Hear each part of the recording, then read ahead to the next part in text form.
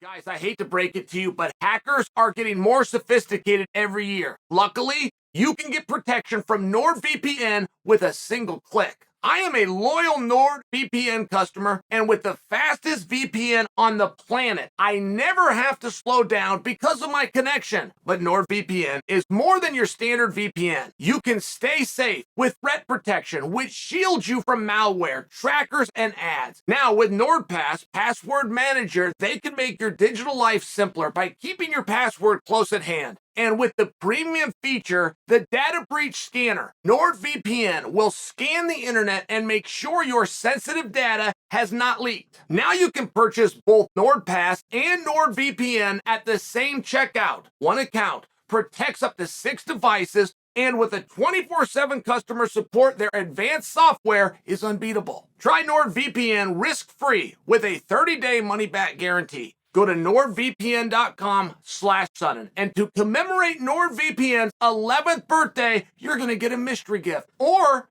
just click on the link below. Pereira, what happens if he wins, guys?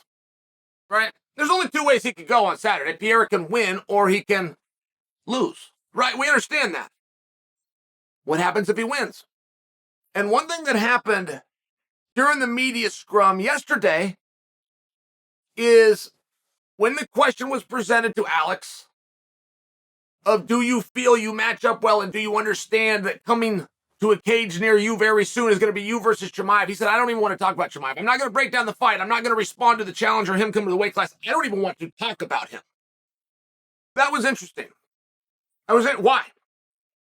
Why would you not want to talk about it? Is it only him? Like if the question comes up about Robert Whittaker, by example, do we have a conversation? Is it just Chimaev? Or is it a situation of I'm fully focused on Izzy and nobody else matters right now and I've got tunnel vision? I'm open to either. I'm just a little bit curious. If Alex Pereira wants to leave 185 pounds, you must understand in the UFC that is extremely tricky to do. Extremely. Dana White did not allow it. There was no rule. There was no commission. It was a policy, but he believed it.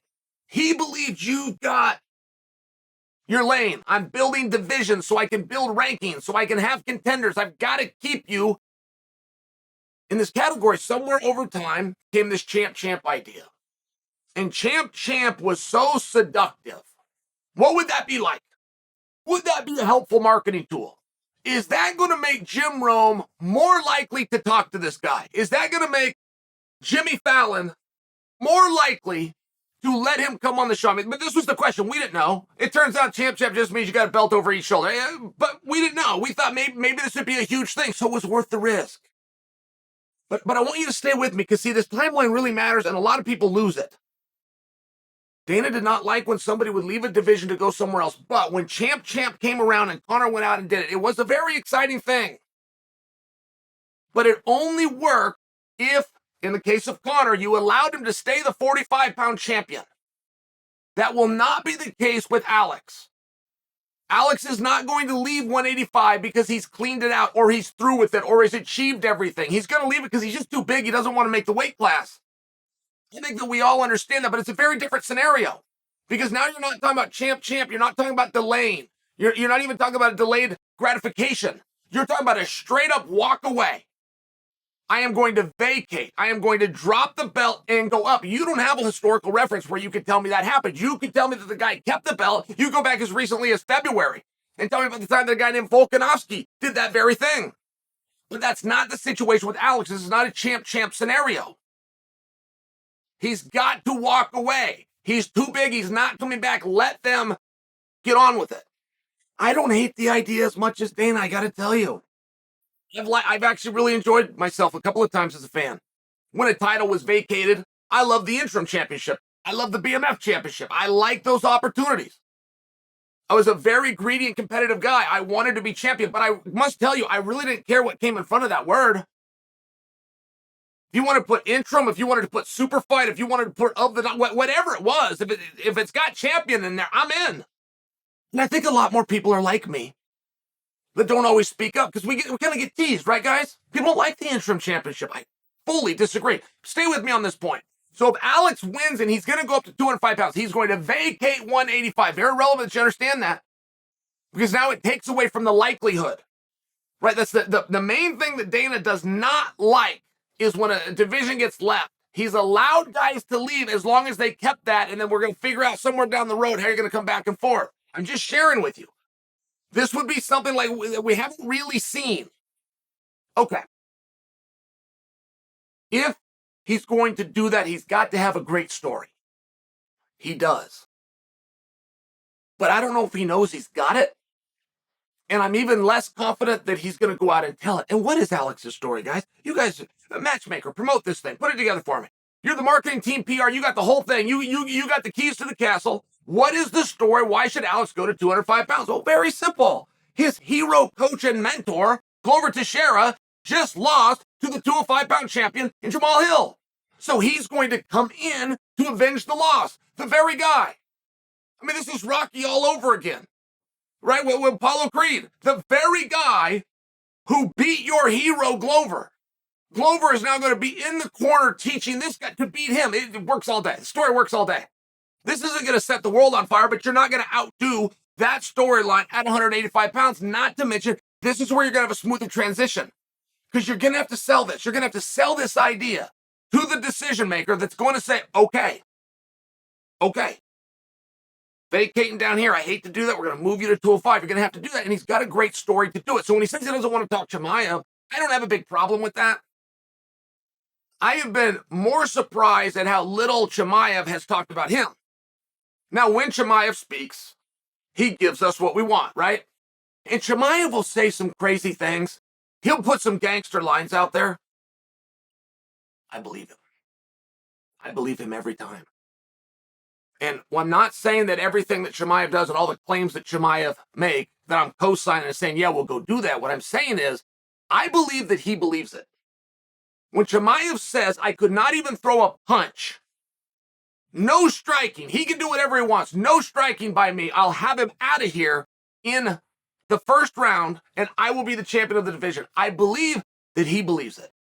Right, so these things are great by Chimaev. I'm just sharing with you. If you don't tee him up, if you're not Errol Hawani, you're being a dentist, you're pulling these things from, we're not getting a lot of it, and that's a little bit of a surprise. Chimaev has been oddly quiet as of late. Oddly quiet. Now, a lot of times guys do that because they already have a deal. And they don't want anybody else to know what the deal is. They were told somewhere, right? And so they get quiet. They don't go call other guys out because they know they can't honor it because they got this deal over here. You guys don't generally pick up on it to ask them, so they're pretty protected there. And I'm just sharing, does Chimaev have something done? Maybe. Robert Whittaker had come out, guys. It'd be a great example for you if we're talking about this division. And Robert Whittaker defended Colby Covington. Somebody, a fighter not named Chael Sonnen, has finally defended Colby and said Colby deserves to fight for the belt at 170. Yes, he does. Yes, he does. But make sure that you understand, this was not Robert Whittaker choosing to come out and be an analyst and put Colby over. That's not what it was. If you go look in the mirror, Robert Whittaker's looking at the same reflection that Colby is. A clear number one contender. A former belt holder who has a slight problem with one guy, and that one guy is no longer there. Therefore, just for the sake of parity, put me back in, coach, right? It's one of those situations. Whittaker had to defend that position. He was right to do it. His argument is right. I'm just sharing for you. You get in dialogue from all sorts of directions, but a bigger commonality that we have at 185 is that they're doing nothing. Even Sean Strickland, who will happily fight any one of them tonight, nothing. Jared Cannonier matters in that division. I don't know what he's ranked. I don't know what he's ranked. It's a hard guy to main event, but he matters in that division. I think he's ranked 2. It's got to be, right? Former number one contender comes back, beats Strickland. It's got to be. Strickland's only lost to the current world champion. I mean, he's got to be 2. He hadn't said boo if he's got a mouthful of it. I haven't heard from him since the night that he beat Strickland and did a quick interview on ESPN. I mean, I'm just sharing for you. These guys are the radio silent.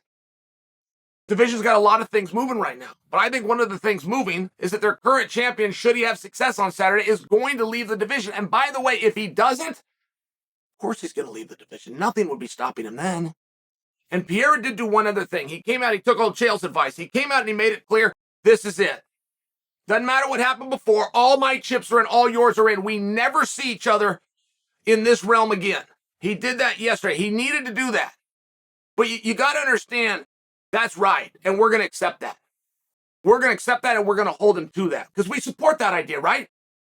But now that I've got you there, think about if he loses. If he loses, he can't. He's never going to fight Izzy again. So he'll never be champion again. Izzy's lapped the division. Of course he's going to go to 205 pounds. Which would just add to the point and the idea of maybe why he's not talking about Chimaev. And if he would like to go to 205 and he would like to do it with very little resistance, he needs to tell the story of why he's going up. Not because he wants to eat more or because he wants to run less. He's coming for the guy that stopped the guy that mentors him. He's coming for Jamal specifically. And if he comes in and he tells that story is better than anyone else could put forward right now.